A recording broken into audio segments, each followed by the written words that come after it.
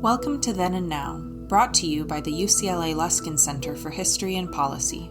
We are dedicated to studying change in order to make change, linking knowledge of the past to the quest for a better future. Every other week, we interview thought leaders, historians, researchers, and policymakers about what happened then and what that means for us now. Welcome to Then and Now, sponsored by the Luskin Center for History and Policy at UCLA. I'm David Myers. I teach in the UCLA Department of History and direct the Luskin Center, whose goal is to bring the past into conversation with the present, and in doing so, to understand how we got where we are so that we can imagine alternative and better futures. Today's podcast marks Indigenous Peoples Day, which honors Native Americans and the Native American experience in this country. The day, commemorated on October 12th, was once widely recognized as Columbus Day, but many states now recognize it as Indigenous Peoples Day. In recognition of Indigenous Peoples Day, we're pleased to have on Then and Now Kyle Mays, who is an assistant professor of African American Studies, American Indian Studies, and History at UCLA.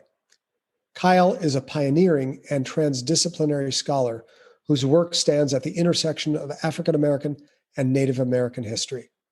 He's the author of Hip Hop Beats, Indigenous Rhymes, Modernity and Hip Hop in Indigenous North America, which came out with SUNY Press in 2018.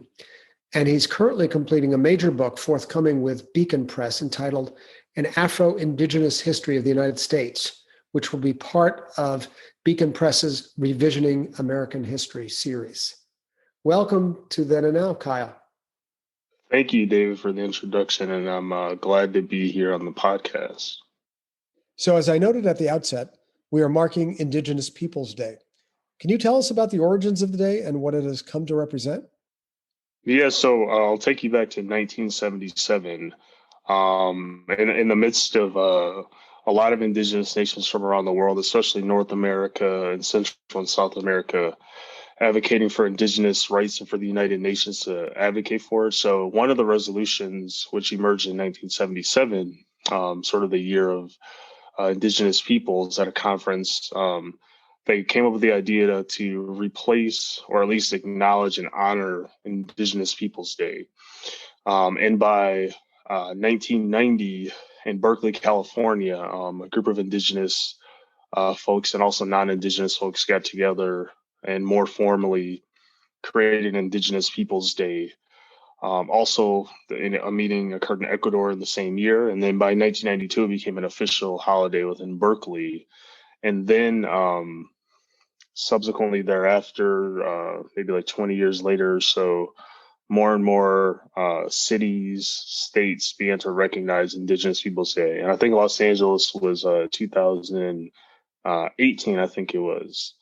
2017 or 18, when the first Indigenous Peoples Day happened in Los Angeles. So it's really been a source of struggle and a movement led by Indigenous peoples. And I want to just point out one of the contradictions that people point out, that Columbus, it's not a disrespect to Italian people of Italian descent, etc., but it is a critique of Christopher Columbus and the onset of colonization. And Indigenous Peoples Day as a concept is meant to remember those lost because of genocide, but also project about indigenous futures and the possibilities of radical resurgence, what Leanne Simpson would say, for indigenous peoples going forward.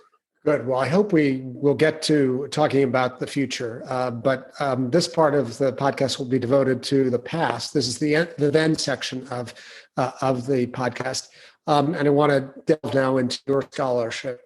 You're a scholar of both African American and Native American history, and you are soon to come out with a major new book, Afro-Indigenous History of the United States. This is not only a matter of scholarly interest, but I think of deep personal interest to you since you are Black and Saginaw Chippewa. So my question is, what's the personal stake for you in bringing together the histories of African American and Native Americans? Well, for me, I'm African American Saginaw Chippewa. It's a tribe in the state of Michigan, about an hour and a half northwest of Detroit, Michigan, where my family's from. And for me, growing up, it was never a contradiction being, at least within my family, being African American or Indigenous. My great grandmother on my dad's side came to Detroit in 1940 at 16 years old. Shortly thereafter, she married my African American grandfather. And they produced these, what would be my great aunties, Afro-Indigenous children in the city of Detroit, who are long active in struggles around education, Indigenous education, also Black power and Red power in the city of Detroit. And my Aunt Judy actually founded what was a third ever public school in U.S. history it's no longer open, Medicine Bear American Indian Academy in Detroit in 1994. And the beauty of that school was Detroit is predominantly Black by then, but you had students who are Black, white, Afro-Indigenous, white and Indigenous from the US and Canada because the border is so close. So as a personal investment, it's always been important to me. How do we think about the struggles of Black and Native peoples, both people who identify as Afro-Indigenous and as distinct communities? How do we deal with white supremacy and settler colonization going forward if we to imagine a certain world? So that's my personal investment in this sort of research. And I just also want to make my great grandmother proud, who did a lot of struggle in Detroit to make sure that both of these communities were respected. Right. So it seems to me that there'd be if people were asked, they would say these two histories are kind of parallel lines that don't meet.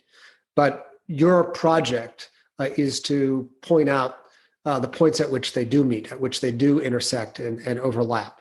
And I wonder what it's been like for you as a scholar to undertake that project. How have the established scholarly communities received that kind of intersected history that you've tried to do? I'm thinking in particular of a notable encounter you had with a well-known scholar in one of the fields, which you write about in the introduction to your book. Maybe you can share that with us. Yeah, so when you get into graduate school, if you have the opportunity to go and visit, get a feel for the professors you'd be working with, the department. And I had a meeting with a particular professor. And at the time, I was interested in studying the intersections and relationships between the Black Panther Party and the American Indian movement. Again, it's Black Indigenous intersection. And this professor straight up told me there is no intersection. Now, mind you, I had photos of Stokely Carmichael, who had changed his name to Kwame Ture, sitting next to Dennis Banks and Anishinaabe, co-founder of the American Indian movement. And I was baffled that a, pretty prolific, well-known scholar of the Black freedom struggle would assert such a claim. But, and I've also heard the opposite from Native folks that I remember giving a job talk and someone came up to me and was like, well, there is no relationship, and Black people are fighting for civil rights and Native people are fighting for sovereignty and treaty rights. So they're very different and there isn't much compatibility. And I found that perplexing, one, the historical record, which we'll get into, but also just a simple fact of, I know personally in my own life that these communities have intersected at particular times in history, even if there's tension. So the erasure, I think, is more pervasive in the academy, and also just conversations in Black and Indigenous studies. They continue, with the exceptions of a few, to erase and ignore one another. And my goal is to bring those conversations together in a variety of contexts, at least in this project. Right. So your personal and family story embodies that intersection you've just spoken about. And now you have written the book about the intersections between African American and Native American history. Can you tell us what some of the most important points of intersection have been over the course of that hundreds-year history? Yeah, so I'll start just even prior to the formation of the U.S. And I think important examples like Phyllis Wheatley, right? One of the first acclaimed poets, not even just African female poet, but also just Black poet during the period. But she had conversation and correspondence with Samuel Okum, who was a Mohegan Presbyterian minister. And it wasn't very deep, but they engaged in conversations. So Okum, like saying that he liked her work, etc. So there's conversations in the literary world between the two based upon her own writing. And she also admired some of the work he was doing. And I think if I could imagine this, she thought that they had connection because even though she was kidnapped and brought to the Americas at, like 7, you don't lose some sort of cultural indigenous heritage, even at that young age. You still have some cultural elements that go with you, as traumatizing as the slave trade could be. So she could identify with an indigenous person, just around issues of oppression, and which is what she corresponded, and they corresponded back and forth with one another around oppression as indigenous peoples, even though she was so young when she was kidnapped. Another important point is Paul Cuffey. Now, I remember learning about Paul Cuffey and reading some book in grade school. But Paul Cuffey, he's always portrayed as African American and trying to create a colony in Sierra Leone. But as I've gotten older and just done research, Paul Cuffey was actually his father was kidnapped and brought to the Americas at a young age. But Paul Cuffey himself, his mother was Wampanoag, right? So he is literally indigenous from 2 groups on his dad's side, probably a Khan, and his mother's side, and indigenous to what has become the U.S. And so he was Afro-Indigenous person, in fact, trying to return back to Africa, one of the early Afro-Indigenous peoples. And of course, there's a discussion of enslavement in the American Southeast between the 5 tribes and them enslaving Africans. And I want to point out with that intersection is a terrible time in history. And some may be baffled why tribal nations would decide to enslave Africans. But one, they tried to show they're civilized. And the reason they wanted to do that was to keep their land and way of life as best as they could. The issue is African slaves became a pawn in this whole discussion. And that is the challenge and source of problems. And I do think those 5 tribal nations still need to make some redress in dealing with that, like the anti-Blackness that might exist within those particular communities. And then moving well into the 20th century, W.B. Du Bois and Charles Eastman attending the Universal Racist Congress in London in 1911, the Black civil rights and Black Power movements, Stokely Carmichael, who changed the name of Kwame Ture, interacting with Clyde Belcourt and they had a long-lasting friendship that lasted well into the 1990s. And Angela Davis and Clyde Belcourt, they came to Detroit and traveled around the U.S. raising funds for American Indian movements who were members who were incarcerated or were political prisoners, to stop the repression in the U.S. And they collaborated on different projects. So there were so many different things going on where Black and Native people have tried to interact in a good way. Now, it wasn't always positive either. I mean, for instance, the Republic of New Africa, founded in Detroit in 1968, they requested the 5 southern states in the South. Now, the question became that they deserve because of slavery. And this is a larger conversation around reparations, that the U.S. government owed them $500 billion. They deserve these 5 the Black Belt states, which has a longer history in the U.S. And what do you do with Native people who are forcibly removed from those areas is the question that in some ways is resolvable historically, but is important to put on the table and to think very carefully about.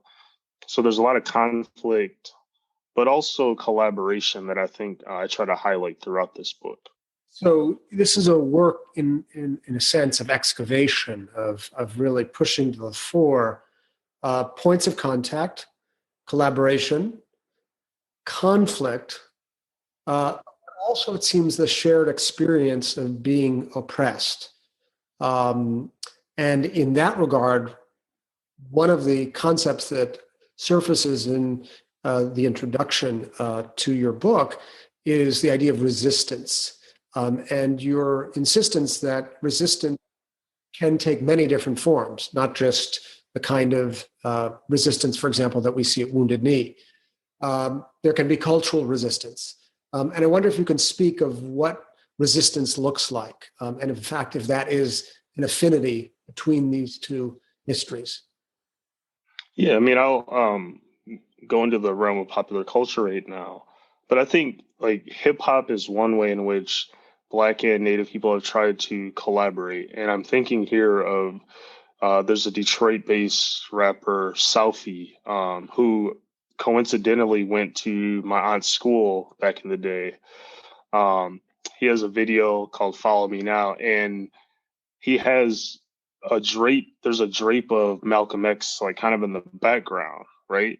And and I'm connecting this to an interview Dennis Banks, again a co-founder of the American Indian movement, had in the Black Scholar, a prominent Black Studies journal. And Dennis Banks talks about how important Malcolm X was to not only the Black freedom struggle, but also to Native struggles, because he talked about justice, he talked about freedom, and he tried to imagine a world outside of white supremacy. So Malcolm X becomes a symbol not only for past generations, but also contemporary generations, which I call Indigenous millennials, who are using culture to really challenge and reimagine what it means to be not only Indigenous, but also find at least cultural momentary ways to reclaim space, reclaim land, and create connections between the African American and Indigenous communities. So, one of the most notable instances of resistance, both in the cultural and also in the political domain, came in the 1960s. You mentioned it before, the Black Power movement, the Red Power movement, Stokely Carmichael and his relationship with Native American leaders. What was that intersection like? What was that connection like? What was the nature of the connection, if there was one, in that most intense period in the history of the United States? Well, I think one, there's the idea of decolonization happening around the world in the 1950s and beyond. So they all connected with that. You have Native folks studying decolonization movements throughout the so-called Third World. Common readings, of course, things like Frantz Fanon's The Wretched of the Earth.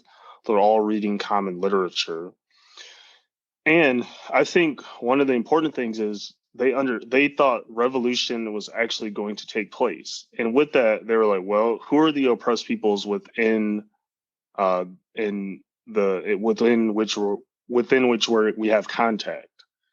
And like, okay, well, for us, Black and Native people and other oppressed groups, we should collaborate and try to figure out if colonialism ends now, if this nation state just is disrupted, what is the world going to look like? And I think that's a question that was very real to them in a way that may or may not have been real to some of us more recently, except more recently. But they thought revolution was right around the corner. And so, just like you had Black Power and Stokely Carmichael proclaiming this in 1966, you have Native activists also proclaiming Red Power. It's sort of this genealogy of symbols and signs of resistance that emerged during the 1960s. And it wasn't a source of appropriation, which I think the conversation happens more so today, but more so just like we have a revolution and we need to work together. How are we going to do this? And of course, there are actions, but there are symbols and signs that have to happen too. Same thing with the Black Power Fist. You can find in Native resistance art, you can find a Black Power fist within some of that 1960s and 70s American Indian movement and other resistance organization sorts of groups. So they found ways to collaborate, and it was very important to them to imagine this world outside of the conditions in which they were living. Really interesting. So one of the chief tasks of this book that is forthcoming, An Afro-Indigenous History of the United States, is to tell the untold stories of these interconnections between African American and Native American peoples. And part of it, it seems to me, is to retell the story of the white United States. You undertake the readings of foundational documents of the early American Republic, the Federalist Papers, the Constitution, later the famous account of Alexis de Tocqueville. What does this rereading reveal to you? Well, for me, it reveals two things: that U.S. liberal democracy, meaning constitutionalism, republicanism, popular sovereignty, all those sort of things, individual freedom that we value, are fundamentally rooted in the oppression of Black people and Native people and other communities, but just for the sake of being clear here, right? So you have white male property owners who also enslaved Africans and also are actively trying to dispossess the Native peoples or land at the same time they're writing this sort of documents. And so I think for me, we should all question why we hold the Constitution, the Declaration of Independence, the Federalist Papers in such high regard. I'm not saying, of course, as a historian, we should all read these, right? And you should read them carefully and think about the time in which they're written and who is excluded, right? Reading it against the grain, which we're all trained as historians often to do. But who's excluded in these narratives? Who in fact is we the people? And I'm trying to get people to think about settler colonization and white supremacy as early projects and projects that run in tandem that disseminate also from these documents. And I'll use Tocqueville for an example. I went to James Madison College at Michigan State. This is like a public affairs college. They do a lot of work on liberalism and U.S. democracy. And everyone has to read the Federalist Papers and Democracy in America. And we read those, and I was just kind of bored with the readings. That freshman year, we're not always the best readers. But I discovered there was a chapter for a short title about the three races. And I just began to delve into that. And Tocqueville concluded that Africans, Native peoples, and whites would never really be able to live in the U.S. on equal terms ever. And I went to the professor the next day like, hey, is there a reason we're not reading this section? This is really interesting. And the professor just kind of dismissed it. Oh, it wasn't a part of the reading, not that important. But for me, it's profoundly important. Why would Tocqueville, this like French dude who's also has some very compelling things to say, be telling us about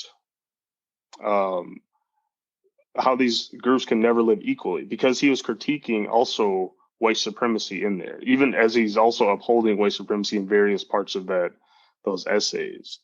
And so I want to flip it on its head and people to really delve deeply into the meaning of those things and the implications if we reread documents that tells histories about our country. Like, what does that mean going forward?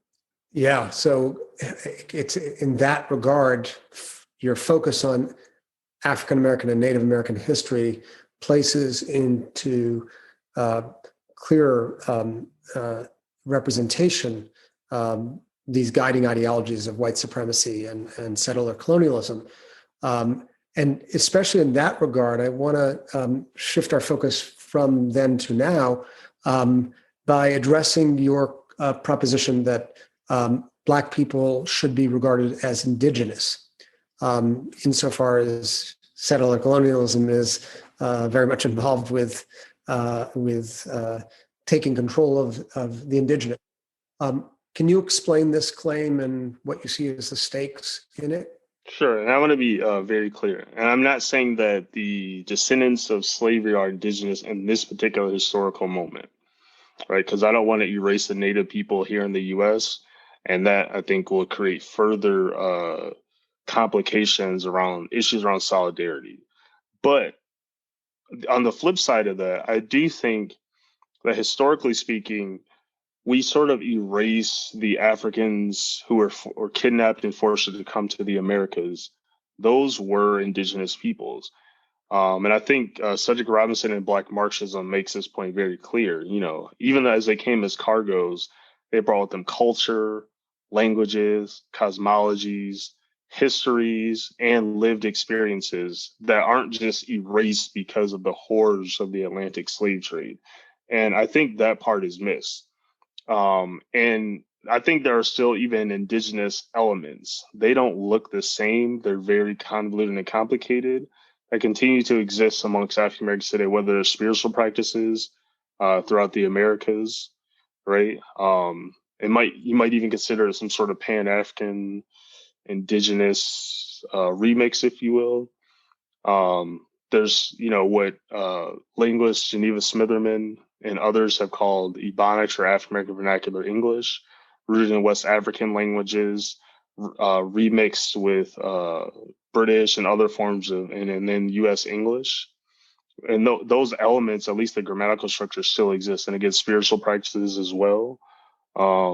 So that's what I mean by saying there's still some indigenous elements that continue to exist. And the question that I'm trying to raise in this book, what happens if we reframe those people not as Black necessarily, right? I don't mean to take away Blackness, but we also consider them, which they were, indigenous peoples.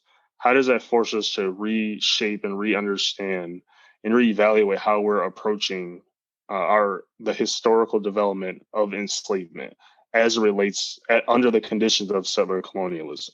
So against the backdrop of that theoretical proposition, I want to ask again about actual intersections today at this important moment in the history of the United States following the murders of Breonna Taylor, George Floyd, and others. There has been an awakening of consciousness to the deep structures of racism in this country. And I'm wondering, how does this moment look through your dual lens, through your bifocal lens of an historian of African American and Native American histories?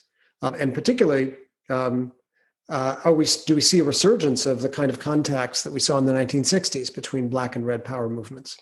I think we do, and I think even before the tragic murders of Breonna Taylor and George Floyd, things around the Flint water crisis, the Detroit water shutoffs, the Dakota Access Pipeline, Black Lives Matter put out a statement, and even a variety of local chapters throughout the U.S., different cities, supporting the Dakota Access Pipeline and creating a bridge to say, hey, we support Native resistance, and we want to do it in a good way and make sure that we're in good relations with the indigenous peoples of this land. Now, today, I think there are some tangible and important conversations happening. I think Seattle is one place where the particular part where by the police station, I can't remember the name, but they kind of occupy the area, and indigenous activists sort of forced all the Black radicals and others to say, well, what does this language of occupation mean? And are you including indigenous peoples as you reimagine how a particular, even though it's a small space, is going to be reimagined, right? The Chumash and other indigenous folks of that area. So I think that's a very interesting intersection. And the other thing is issues around statues and the Washington football team, right? So the Native activists have been advocating for decades. Suzanne Harjo, Amanda Blackhorse, they've been doing all this stuff for decades. But it happened within a moment of Black lives. And I think that condition and historical context is important to acknowledge, that they, tearing down all these racist statues, Confederate statues, and then it forced people to say, well, and of course the billionaire corporations said, hey, Dan Snyder and the Washington football team, I think you need to do something about this team. And it forced their hand to say, hey, actually, we need to change the name.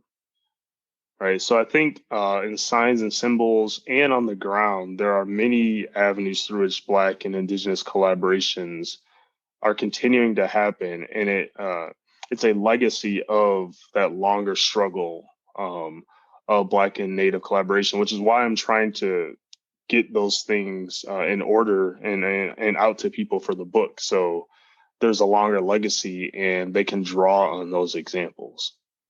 Right. So that's my next question, which is how can this entwined history be acted upon in the future? You're a deeply engaged historian. I imagine you understand history as then the history you study as relevant to the present and future. Can the entwined history you relate advance the quest for justice for both groups? Yes. So,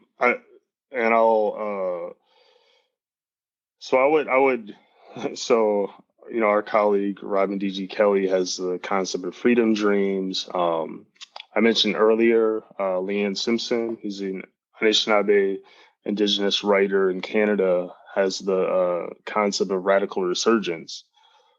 And I would combine them, a radical resurgent freedom dreams, right? So I think an important piece that Leanne wrote in 2014 in the wake of Michael Brown's murders not being at least tried for some form of justice. She wrote a piece saying, "It's my job as an Indigenous person to make room on my land for Black people and amplify Black voices and to co-resist." And for me, that was a brilliant take. I still haven't seen too many Native folks sort of make that leap. I still think there's some tension that needs to be worked out. But I take that seriously to say, hey, there's a window and a bridge that some Indigenous, especially women, are making with Black communities to say, hey, we actually need to co-resist together and I'm making room for you all on my land. That's one thing. The other thing that it's a conversation on reparations.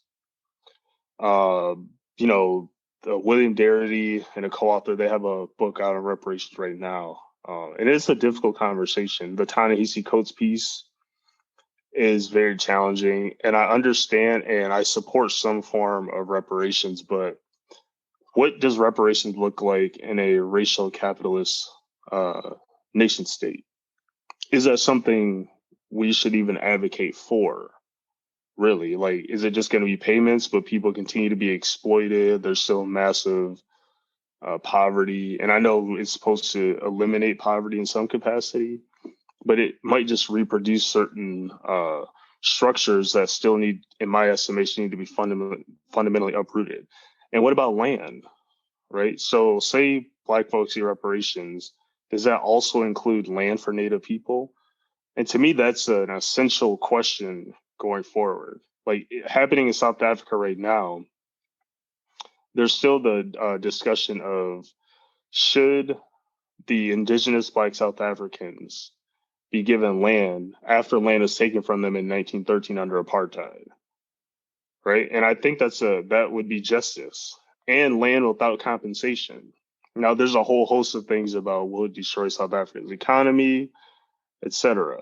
And I propose, like, what if something like that were possible in the U.S., right? Land that was coerced, because we know all treaties in the U.S. have been violated by the U.S. between Native nations have been violated.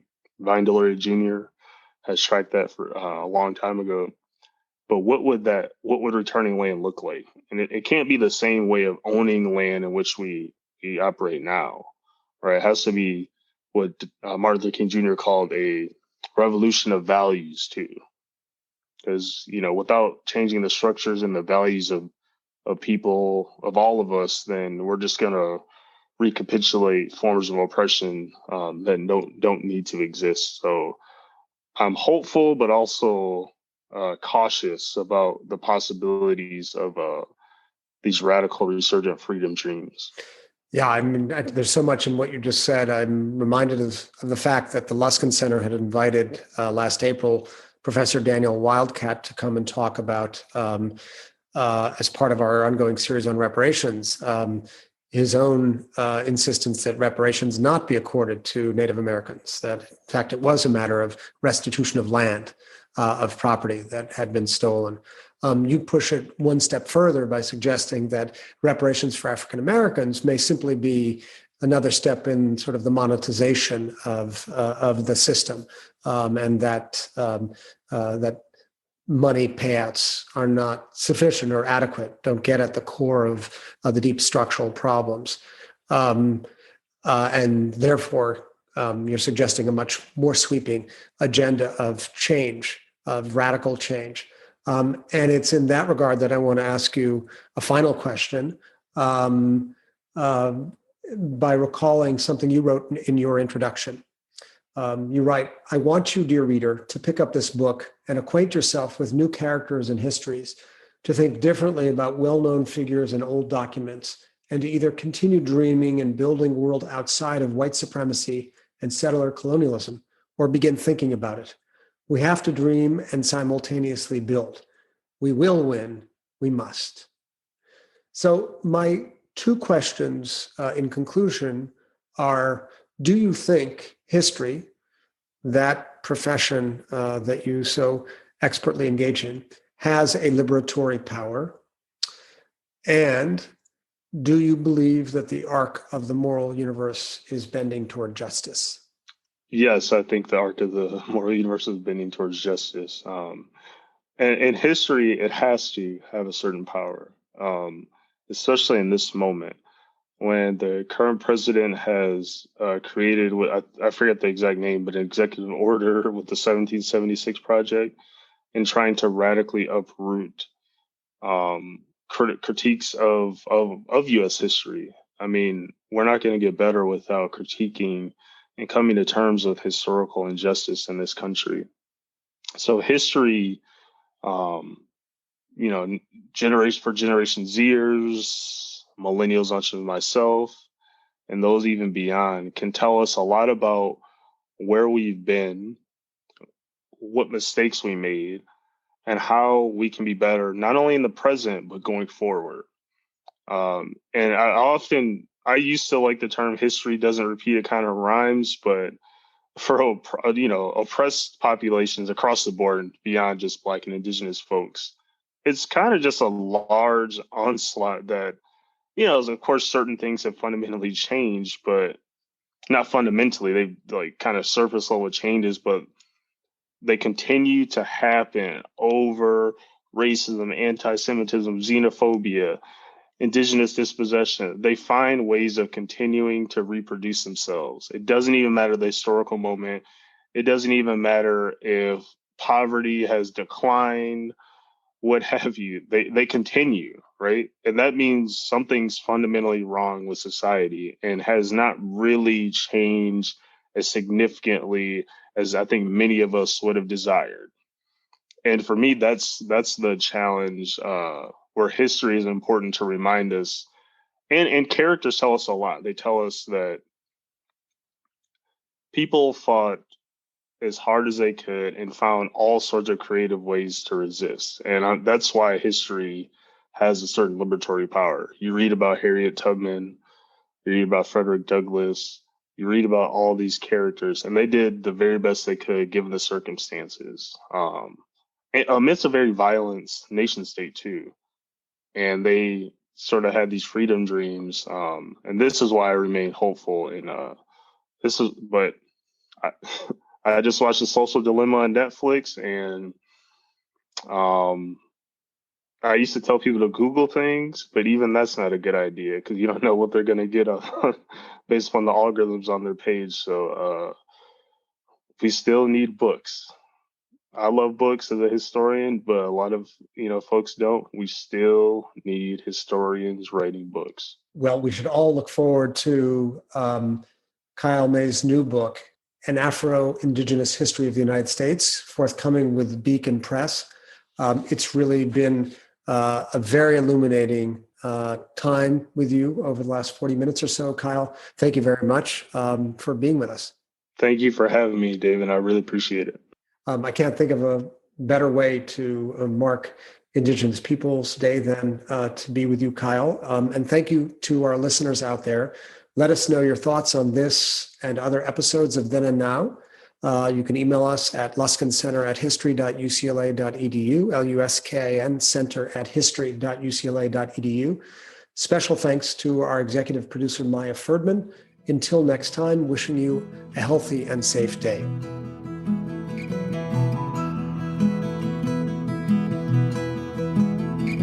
Thank you for joining us this week on Then and Now. Then and Now is brought to you by the UCLA Luskin Center for History and Policy, where we study change to make change.